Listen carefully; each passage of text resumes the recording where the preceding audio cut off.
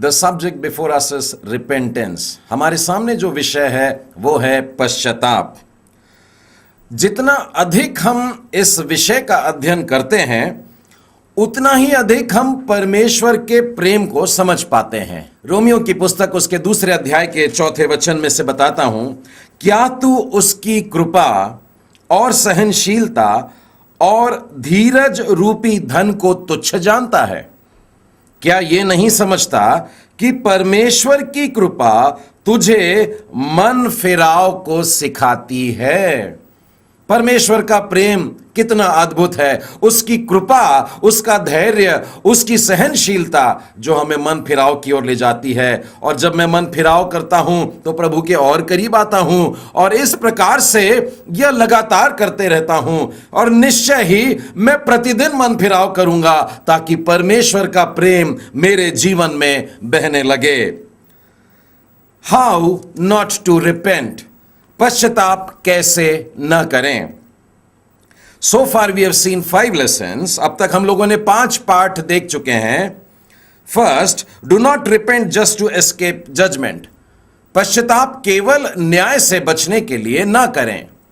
Second, do not depend on religious activities, अपने धार्मिकता के कार्यों पर निर्भर न रहें।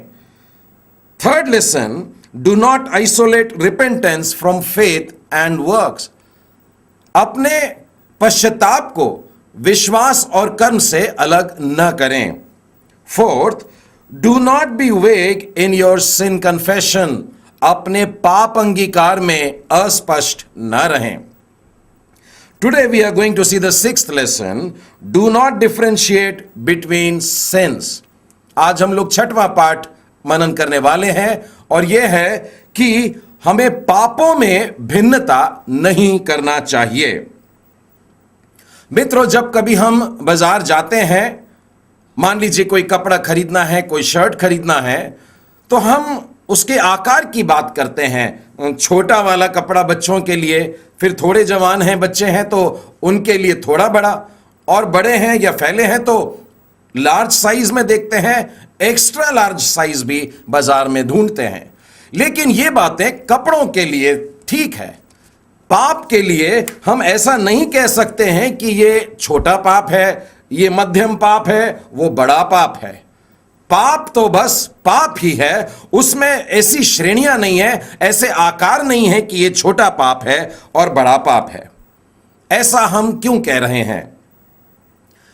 इब्री भाषा में जो पाप शब्द का जो मूल शब्द है वो 3 अलग अर्थ रखता है, वो आपके सामने मैं बताना चाहूंगा। पहला है मिसिंग द मार्क, अर्थात निशाने से चूक जाना। दूसरा है रिवोल्टिंग अगेंस्ट द स्टैंडर्ड, आदर्श का विरोध करना। और तीसरा है डिविएटिंग फ्रॉम द स्टैंडर्ड, सर्वोत्तम से भटक जाना। ये तीनों बातें पाप शब्द को प्रकट करती है, स्पष्ट करती है। और इन तीनों को यदि हम सामने रखें तो अपने जीवन का आत्म परीक्षण बड़ी आसानी से कर पाते हैं। यदि हम दाऊद के जीवन में देखते हैं, जिन्होंने अपने पश्चाताप की प्रार्थना में इन तीनों बातों को देखा और वैसे ही उनके पश्चाताप के शब्द भी निकलते हैं। भजन संहिता उसका 51वां अध्याय और पहले वचन में देखिए, वो कहता है मेरे अपराधों को मिटा दे। दूसरे वचन में लिखा है मेरा अधर्म दूर कर। तीसरा गलती जो स्वीकार करता है वो दूसरे ही वचन में मिलता है, मेरा पाप छुड़ा कर मुझे शुद्ध कर। ये 3 शब्द है, अपराध, अधर्म और पाप। ये तीनों शब्द इन्हीं बातों को दर्शाते हैं। पाप यह बताता है कि वो निशाने से चूक गया है। अपराध यह बताता है कि वो आदर्श का विरोध कर रहा है। और जो अधर्म वो कहता है कि मैं सर्वोत्तम से भटक गया और अपने मन फिराव में, अपने पश्चाताप में परमेश्वर के सामने इन तीनों शब्दों का उपयोग करके वो अपने आप को प्रभु के सामने खाली करता है।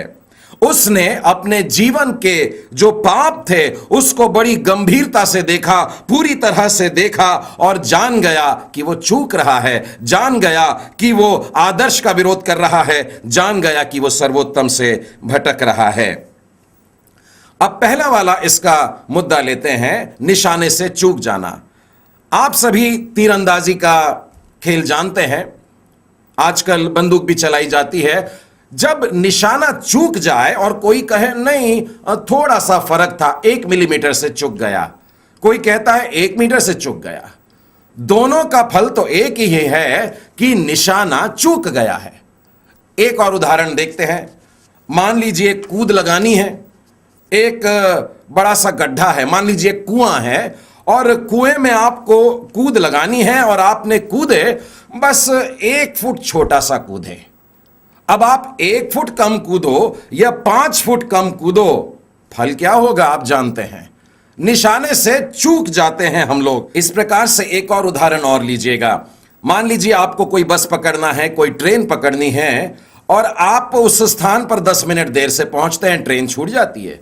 दूसरा व्यक्ति है जो मात्र 30 सेकंड लेट पहुंचता है और उसके भी ट्रेन छूट जाती है। ये दोनों भी गलती का एक ही असर हुआ है। ऐसा नहीं है कि 10 मिनट वाला देर से पहुंचने वाले ने बड़ी गलती किया और 30 सेकंड देर से पहुंचने वाले ने छोटी गलती किया। मैं इस बात को स्पष्ट करना चाह रहा हूं कि पाप में आकार नहीं होता, छोटा पाप नहीं है, मध्यम पाप नहीं है, बड़ा पाप नहीं है। रोमियो की पुस्तक और उसका 3रा अध्याय और 23वां वचन कहता है, सब ने पाप किया है और परमेश्वर की महिमा से रहित है। हर एक ने पाप किया है और परमेश्वर की महिमा से हटाए गए हैं, दूर करे गए हैं। यदि हम याकूब की पत्री को देखें, जो कि एक बड़ी व्यवहारिक पत्री है, उसके 2 अध्याय में और उसके 10वें और 11वें वचन में प्रभु का सेवक लिखता है, जो कोई सारी व्यवस्था का पालन करता है परंतु एक ही बात में चूक जाए तो वह सब बातों में दोषी ठहर चुका। इस बात को स्पष्ट करना चाहता हूं। व्यवस्था की बातों में से मान लीजिए 10 आज्ञाओं की सूची आपके हाथ में है, आप उसमें पहली आज्ञा मान रहे हैं, दूसरी, तीसरी, चौथी, इस प्रकार से सारी आज्ञा मानते हैं। लेकिन मान लीजिए आप लालच करते हैं और आपको लगता है लालच करना एक छोटा सा पाप है, 9 तो पूरे करते चले आ रहे हैं, सिर्फ एक पाप हो रहा है। या मान लीजिए 9 आज्ञाओं का पालन सब कर रहे हैं, 5वीं आज्ञा छूट जा रही है, माता पिता का आदर नहीं कर रहे हैं। बाइबल हमें बताती है कि जो सारी व्यवस्था का पालन करता है लेकिन एक बात में अगर वो चूक जाता है तो वो सारी बातों में दोषी ठहर चुका। 11वें वचन में स्पष्ट लिखा है, इसलिए कि जिसने यह कहा तू व्यभिचार न करना, उसी ने यह भी कहा तू हत्या न करना। इसलिए यदि तूने व्यभिचार तो नहीं किया पर हत्या की है तो भी तू व्यवस्था का उल्लंघन करने वाला ठहरेगा। इस बात को प्रभु यीशु ख्रिस्त ने बहुत ही सरल शब्दों में समझाया है। मैं मत्ती रचित सुसमाचार के 5वें अध्याय में आपको लेकर के चलता हूं। 21वां वचन कहता है, तुम सुन चुके हो कि पूर्व काल के लोगों से कहा गया था कि हत्या ना करना। व्यवस्था के समय के लोगों से कहा गया था कि उन्हें खून नहीं करना है और जो हत्या करेगा वो दंड के योग्य होगा। 22वें वचन में लिखा है, परंतु मैं तुमसे कहता हूं जो कोई अपने भाई पर क्रोध करेगा वो भी दंड के योग्य ही रहेगा। प्रभु यीशु हत्या को और क्रोध को बराबर देख रहे हैं। हम लोगों को लगता है हत्या बड़ा भयानक पाप है और क्रोध करना हल्का सा पाप है, लेकिन परमेश्वर की दृष्टि में हत्या करने के बराबर ही क्रोध का पाप होता है। अगला उदाहरण देखिए, प्रभु यीशु कह रहे हैं, तुम सुन चुके हो कि कहा गया है व्यभिचार न करना। जो शरीर का पाप है वो नहीं करना, ऐसा कहा गया था। परंतु मैं तुमसे यह कहता हूं, यदि कोई व्यक्ति किसी स्त्री को कुदृष्टि भी ले तो उसने अपने मन में उसके साथ व्यभिचार कर लिया। बहुत से लोग यही समझते हैं कि व्यभिचार का पाप बहुत बुरा होता है, किसी पराई स्त्री के साथ में शारीरिक संबंध रखना बहुत बुरी बात होती है, बड़ा भयानक पाप। लेकिन मन ही मन में अपनी इच्छाओं में झूम फिर करके किसी के बारे में विचार करके उसके साथ में कुकर्म कर लेते हैं विचारों में। प्रभु यीशु कह रहे हैं कि जो मन में भी ये विचार कर लेता है, में सोच करके, कोई स्त्री के बारे में सोच करके और अन्य अन्य प्रकारों से अपनी लालसा को मन ही मन जो पूरा करता है, वो भी व्यभिचारी है। तीसरा उदाहरण देखते हैं जो प्रभु यीशु ने बताया है, ध्यान से सुनिएगा। वो कह रहे हैं, तुम सुन चुके हो कि पूर्व काल के लोगों से कहा गया था, झूठी शपथ न खाना, झूठ नहीं बोलना है। परंतु मैं तुमसे कहता हूं कि कभी शपथ ही न खाना, न तो स्वर्ग की क्योंकि वो परमेश्वर का सिंहासन है, न धरती की क्योंकि वो पांव की चौकी है, न यरूशलेम की, न राजा की। तुम्हारी बात हां की हां रहे और नहीं की नहीं हो। हम लोग अपनी बातों में जो अतिशयोक्ति करते हैं, जो बढ़ा चढ़ा करके बातें करते हैं, उसके लिए भी प्रभु यीशु कहते हैं कि तुम झूठ बोलते हो। मेरे मित्रों, प्रभु यीशु ने हत्या के पाप को क्रोध के बराबर में देखा, व्यभिचार के पाप को मन ही मन कुकर्म करने के बराबर देखा, और झूठ बोलने के पाप को अपनी बातचीत में अतिशयोक्ति और बड़ी बड़ी बातें डींग मारने के बराबर सबको बराबरी से देखा है। मेरा और आपके सोचने में आज फर्क लाना चाहिए। छोटा पाप और बड़ा पाप ऐसा कुछ नहीं होता। हमें पाप को उस दृष्टि से देखना है जैसा परमेश्वर उस पाप को देखता है। गलतियों की पुस्तक और उसके 5वें अध्याय में आपको लेकर चलना चाहूंगा, जहां पर पाप की सूची हमको मिलती है। यहां पर 17 अलग अलग नामों से पाप को पुकारा जा रहा है, और यहां पर परमेश्वर देखिए व्यभिचार के पाप को कैसा देखते हैं। वे इस यौन अनैतिकता की बात को अलग अलग शब्दों से पुकार के कह रहे हैं। लिखा है कि ये जो यौन अनैतिकता है, जो अडल्टरी है, ये व्यभिचार जो है, ये परस्त्री गमन है, ये विवाहोत्तर संबंध है, ये गंदी बात है, ये अनियंत्रित असभ्यता है। एक ही पाप के लिए अलग अलग शब्दों का उपयोग क्यों किया जा रहा है? एक और उदाहरण वहीं पर देखिए, हत्या के लिए, मर्डर के लिए किस प्रकार का शब्द उपयोग किया जा रहा है। बैर भाव, घृणा, झगड़ालू मन, जलन करने हारा मन, महत्वाकांक्षी मन और फूट डालने वाला, अनबन बनाने वाला मन। ये सारी बातें हत्या के साथ में बराबरी से देखी जाती है। मेरे मित्रों, ये बड़ी गंभीर बात है। ये छोटी छोटी बातें जो हमको लगती है, परमेश्वर की दृष्टि में बड़े भयानक पाप है। देखिए किस प्रकार से एक जलन, एक ईर्ष्या परमेश्वर कहता है हत्या के बराबर है। बाइबल का एक उदाहरण आपको बताना चाहूंगा। उड़ाऊ पुत्र की कहानी आपको मालूम है। उड़ाऊ पुत्र की कहानी में अंत कैसा होता है? 2 बेटे हैं, एक पप्पा है। आज अंदर घर के कौन है? छोटा बेटा अंदर है। वो जो पहले उड़ाऊ था, वो जिसने सारा पैसा संपत्ति खर्च कर डाला, वो अपने पापा के साथ घर में अंदर है। नाच गाना चल रहा है, भोजन हो रहा है, वहां एक बड़े आनंद का समय चल रहा है। और शाम को बड़ा भाई मेहनत करके जब लौटता है तो वह घर के अंदर नहीं जाता है। क्यों नहीं जाता है? उसे ईर्ष्या है, उसे ईर्ष्या आ गई है। वो अपने पप्पा से बात करता है और कहता है, पिताजी, ये वाले बेटे ने जिसने आपकी सारी संपत्ति उड़ा दी, उसको गले लगा लिए, और मैं जो आपके साथ जिंदगी भर से मेहनत करता आ रहा हूं, मुझको तो आपने कभी एक बकरी का बच्चा भी नहीं दिए कि मैं अपने दोस्तों के साथ मिलकर के जश्न मनाता। इस ईर्ष्या के पाप के कारण, इस जलन के पाप के कारण आज जो बड़ा बेटा बाहर खड़ा है। मेरे मित्रों, यही कारण है कि ये जो छोटी छोटी बातें हमको नजर आती है, परमेश्वर के लिए बड़ी गंभीर और भयानक बात है। पाप को लेकर के हम मनुष्यों ने अपने ही मापदंड बना करके रखे हैं। बाइबल में जब हम देखते हैं तो तरह तरह के प्रश्नों से घिर जाते हैं। हम दाऊद और शाऊल के जीवन को देखते हैं और हम कहते हैं कि दाऊद का जो पाप था वो बहुत भयानक था, शाऊल ने जो पाप किया था वो तो बहुत छोटा सा पाप था, और ऐसा कहते हैं। लेकिन परमेश्वर की नजर में देखिए, शाऊल को हटा दिया गया, राजा के पद से निकाल दिया गया, परमेश्वर का आत्मा उस पर से उठा लिया गया, लेकिन दाऊद के लिए परमेश्वर उसे स्थापित करते हैं, उसका राज्य स्थापित करते हैं, उसको उसके पापों की क्षमा प्रदान होती है।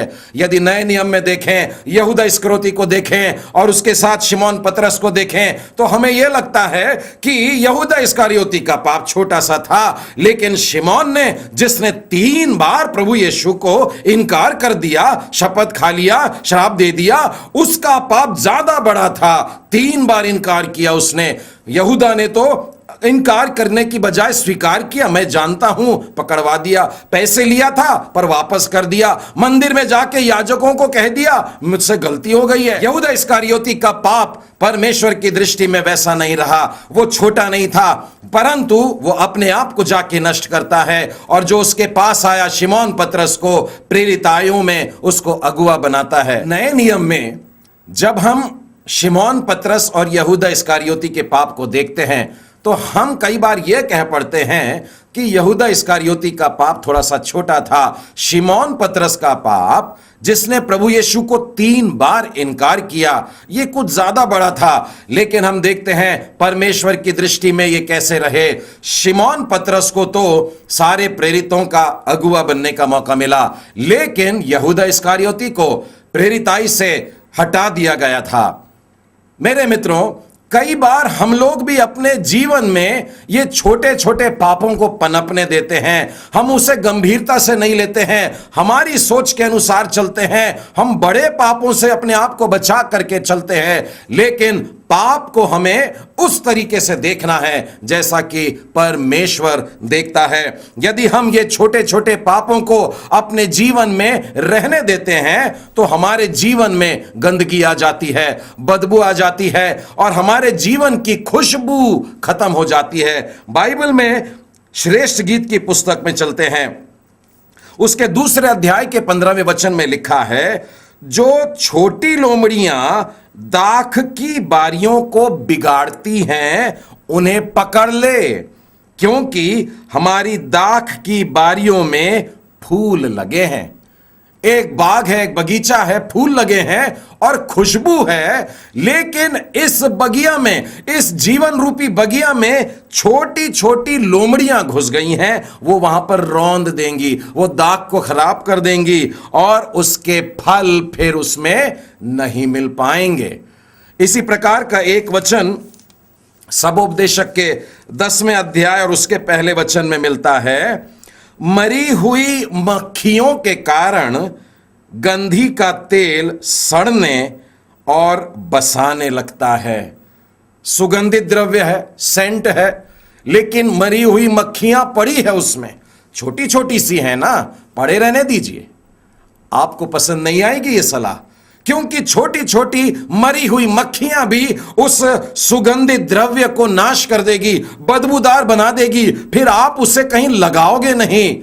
परमेश्वर का वचन हमें सिखा रहा है, ये मरी हुई छोटी छोटी मक्खियां हमारे जीवन में आकर के हमको खुशबू से हमको दूर कर देती है। वो खुशबू हमारे जीवन में फिर नहीं रहती है और गंदगी आ जाती है, बदबू आ जाती है, बहुत बुरा उसमें असर पड़ता है। आप यदि अपने जीवन के बड़े बड़े पापों से बचकर हैं तो अपने आप को आश्वस्तता की आत्मा से न देखें। ऐसा ना कहें कि मैं हत्या नहीं करता, ऐसा मत कहिए कि मेरे से मूर्ति पूजा नहीं हो रही, मैं तो सेफ हूं, मैं बचा हुआ हूं। ऐसी बात बिल्कुल नहीं है। परमेश्वर का वचन हमको 2 कुरिन्थियों में लेके चलता है, 7वां अध्याय और उसके पहले वचन में बता रहा है, हे प्रियो, जब ये प्रतिज्ञाएं हमें मिली है तो आओ हम अपने आप को शरीर और आत्मा की सब मलिनता से शुद्ध करें और परमेश्वर का भय रखते हुए पवित्रता को सिद्ध करें। हम लोगों ने केवल शारीरिक बातों के पापों की ओर गौर किया है। व्यभिचार न करना, हत्या न करना, मूर्तियों के सामने झुकना नहीं। लेकिन बाइबल यहां पर बता रही है परमेश्वर हमारे शरीर को भी देखता है और हमारे आत्मा को भी देखता है। वचन हमें आह्वान दे रहा है कि हमें शरीर और आत्मा दोनों की मलिनता को दूर करना है, दोनों की गंदगी को हमें दूर करना है और हमें परमेश्वर के भय में रहते हुए इस पवित्रता की सिद्धता में बढ़ता जाना है। मनुष्य के जीवन के अदृश्य भाग को, उसके आत्मिक जीवन के पापों का भी पाप अंगीकार हम दाऊद के जीवन में, उसकी प्रार्थनाओं में भी देखते हैं। भजन संहिता के 32वें अध्याय और उसके दूसरे वचन को आपके सामने पढ़ना चाहता हूं। क्या ही धन्य है वह मनुष्य जिसके अधर्म का यहोवा लेखा न ले और जिसकी आत्मा में कपट ना हो। परमेश्वर की आंखें हमारी आत्मा में भी झांक सकती है मेरे मित्रों। हमारे भीतर की शुद्धता की ओर परमेश्वर निहारना चाहता है। भजन संहिता 51 दाऊद की प्रार्थना में देखिए, उसमें लिखा है भजन संहिता 51 के 6वें वचन में, देख तू हृदय की सच्चाई से प्रसन्न होता है, मन के अंदर की सच्चाई से प्रसन्न होता है और मेरे मन ही में ज्ञान सिखाएगा। निश्चय मेरे प्रिय मित्रों, हमें अपने जीवन में हर प्रकार के पापों को, चाहे शरीर में हो चाहे भीतर आत्मा में हो, वो सब ला करके प्रभु के सामने अपना मन फिराना है। हमें पश्चाताप करना है और ये तभी संभव हो पाएगा जब परमेश्वर का वचन जो ज्योति है, जो उजाला है, मेरे जीवन के अंदर उन छिपे हुए अंधेरे कमरों को रोशन करेगा और मुझे दिखाई देगा मेरे भीतर के वो भयानक पाप, वो गलतियां जो मैं छुप के करता हूं, वो बातें जो मैं एकांत में करता हूं, लोगों से दूर रह करके करता हूं, क्योंकि उनके सामने मेरी तस्वीर स्वच्छ है। लेकिन मन को तो परमेश्वर जांचता है, उसका वचन मुझे खोल देता है, मेरे पाप को बाहर लाता है और इसीलिए परमेश्वर के वचनों की मदद से ही मैं सच्चा पश्चाताप कर पाता हूं। बाइबल में पाप को लेकर के 2 प्रकार के पाप अवश्य बताए गए हैं, जो कि हमें पहला यूहन्ना उसके 5वें अध्याय और उसके 16वें और 17वें वचन में मिलता है। यहां पर ऐसा पाप लिखा है जिसका फल मृत्यु है और ऐसा भी पाप है जिसका फल मृत्यु नहीं है। ये कौन सा पाप है? यदि हम गौर से आगे के वचन को पढ़ के सामने 16 और 17वां वचन पढ़ा था पहला यूहन्ना, अगर आप उसके 21वें अध्याय में जाएं तो आप जानेंगे यहां पर मूर्ति पूजा पर विश्वास करना है। परमेश्वर पर से अपना विश्वास हटाकर जब हम मूर्तियों के ऊपर भरोसा रखने लग जाते हैं, पत्थरों पर भरोसा रखने लग जाते हैं, निर्जीव और मनुष्यों की बनाई हुई चीजों पर भरोसा करने लग जाते हैं, तब ये वो वाला पाप होता है हमसे। एक और बात जो क्रिस्त ने हमारे सामने रखी थी वो यही कही थी कि पुत्र के विरोध में अगर तुम कुछ कहो तो कहो, लेकिन पवित्र आत्मा के विरोध में मत कहना, क्योंकि इस पाप के विषय में बड़ी भयानक बात न्याय के लिए लिखी है। परमेश्वर ने ऐसा क्यों कहा कि पवित्र आत्मा के विरोध में हमें नहीं कहना है? अगर आप गौर से परमेश्वर के वचन को पढ़ते हैं तो आप देखेंगे परमेश्वर मनुष्यों से कैसे बात करता था। सबसे पहले परमेश्वर ने अपने नबियों को भेजा। आरंभ में परमेश्वर अपने भविष्यद्वक्ताओं के द्वारा लोगों से बातें किया करता था। उसके नबी परमेश्वर की आत्मा से परिपूर्ण होकर उसकी आवाज को लोगों तक पहुंचाते थे। लोगों ने इन नबियों के साथ में क्या किया? उनको सताया, उनको यातनाएं दी। उसके बाद में परमेश्वर ने अपने एक लौते पुत्र को संसार में भेजा और उसने एक निष्पाप जीवन लोगों के सामने रखा, परमेश्वर का स्वभाव लेकर के उनके सामने रखा। इसके बावजूद उन्होंने इस पुत्र के साथ में क्या किया? उन्होंने परमेश्वर के पुत्र प्रभु यीशु को क्रूसित कर दिया, उसे मार डाला।